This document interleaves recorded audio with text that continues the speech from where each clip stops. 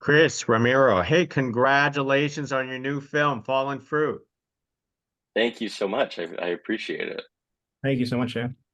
Yeah, thank you for speaking to us. And more of a congratulations is being showcased at the Miami Film Festival. I mean, already two sold out showings. I mean, that is terrific. I mean, how do you guys feel about that? Very excited. Yeah. Yeah, it's insane. It's a literal dream come true. It's so exciting. Glad to hear that. So, Chris, let me toss out the first question to you is where the original idea came from for Fallen Fruit? The idea came from my own experiences moving back to Miami after being away for a year and realizing that I had to learn how to love the city as an adult and not with the same like pessimism as when I was a kid.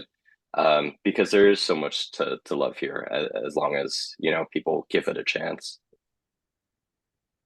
And for you, Ramiro, what initially drew you to this project for yourself? Well, initially the dialogue,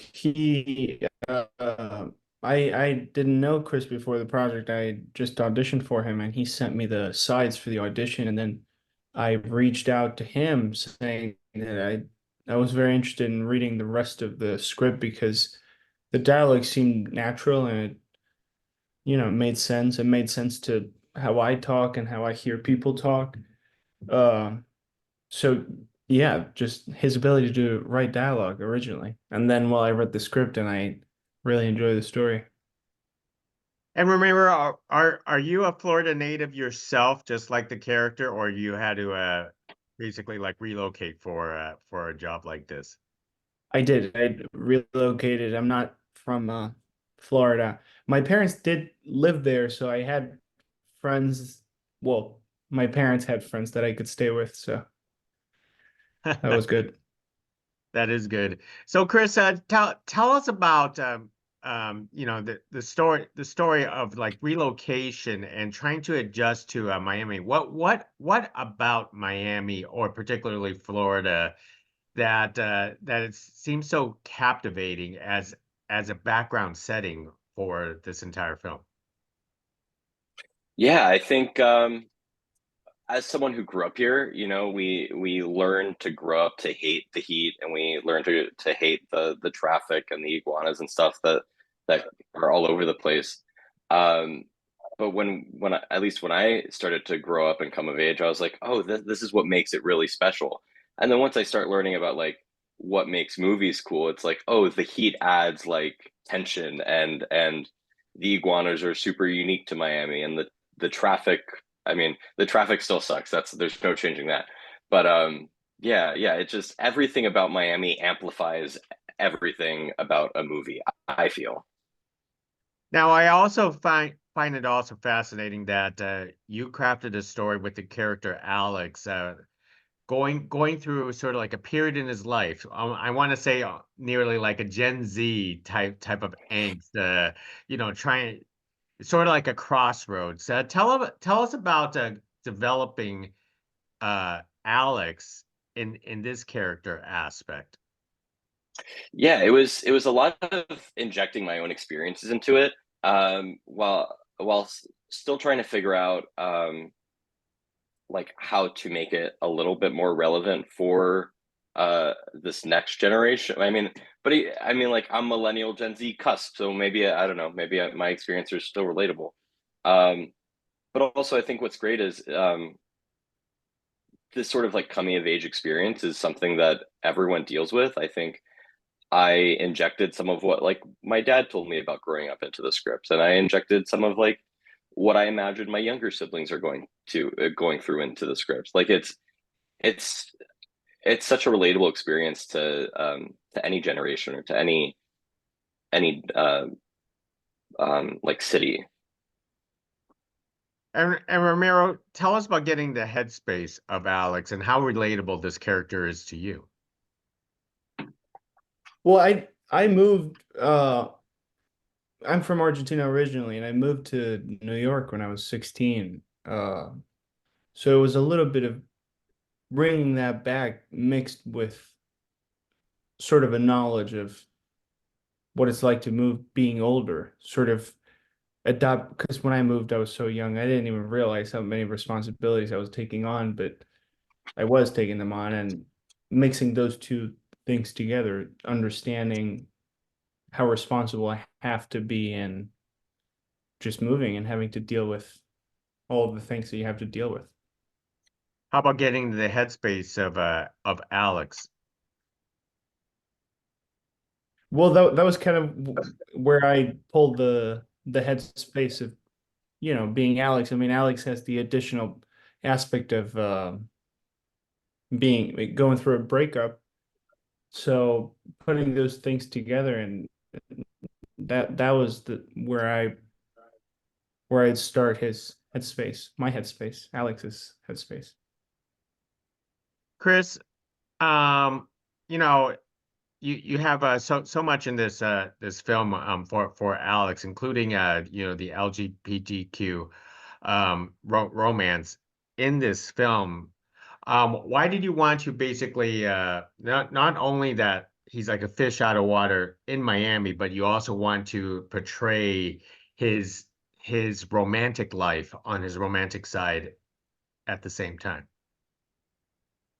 Um, I think for me at least, that's so much of coming of age is romance and trying to find yourself in other people.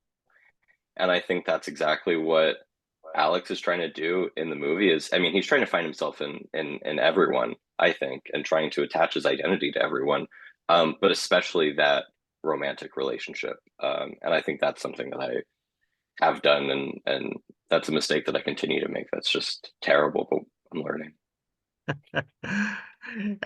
Ramiro, in on the romantic side, how was it acting with your co-stars on this aspect?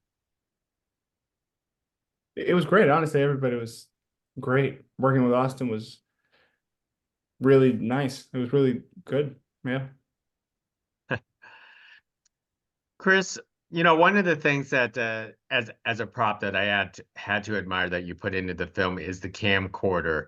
But I want to say that those camcorders are like, out of the 80s and early 90s. I'm not even sure if the 90s even had those type of camcorders. So tell us about using the camcorder in your film, and not only that, to display the footages. Yeah, I mean, I have it literally right here. Just it's always on my desk. But I think it's from the late 90s, early 2000s. It's the kind that like my dad would use. And it's always been one of those things that um always meant like nostalgia to me, you know? So so and my boyfriend knew that and bought me this camera a couple of years ago, and I had started making some short films with it. And when uh but also just like walking around my daily life and shooting some stuff and capturing Miami through kind of a more nostalgic lens. And it made me really appreciate Miami in that way. The Miami that is now, kind of romanticizing it a little bit more. And I think that's what I was hoping to do in the movie as well, is kind of through shooting on this type of camera, romanticize Miami and hope that people can uh, find appreciation for it in that way. And what about the backdrop of a hurricane coming to Miami? I know these things actually happen often, but you wanted to put that into the story, and I want to say we're glad you didn't use a real hurricane in your film. Yeah, that would have been hard. Um, but yeah, it's such a that's another thing that people down here deal with like every literally every year is a hurricane and the threat of your home possibly being destroyed. Um, this specific hurricane and this specific experience in the film is inspired by my own experiences with Hurricane Irma in Miami. And luckily, I mean, we didn't get the worst of the hurricane, but it still had our power out for a week, and our like backyard was destroyed, and um, it was really rough. And that was one of those things where I realized where that Miami is. not permanent, and that it could very easily be gone with one. It's always referred to as like the big one down here, like the big one is going to come, or the big storm. Um, yeah, and that was kind of my idea, is like, what if it did came? What if it did come? Hey, Romero, you didn't have to experience that part of Miami, right? With any hurricanes or anything like that. No, never in Miami, but once I was in Mexico with my family when I was like, I don't know, 7, 8, and in the middle of the vacation, they said there's a hurricane coming, so you gotta be in the refugee for like 3 days. So we're like, all right, I guess, are we gonna be okay? And it was crazy experience. And is hurricane parties really such a thing, Chris? Yeah, I think so. I mean, they're not as big as I made them in the movie, but they're still very much a thing. Like, I remember being a kid, and like I live closer to the coastline, so we would always have to evacuate during a hurricane and go to a friend's house, to a family friend's house. And I remember it always being a thing where like we would play music and we would be watching movies and playing games, and it was kind of a part. It was a party. Um, and there have been storms where, like the night before, there's always like one uh there's always bars that are still open, despite the possible, uh destruction that could happen the next day, and people are just having fun despite everything. Most excellent. Well, let me throw one last question here. Chris, could you tell us about the ending of the film without spoiling it, of course? Why why you want to end it this way?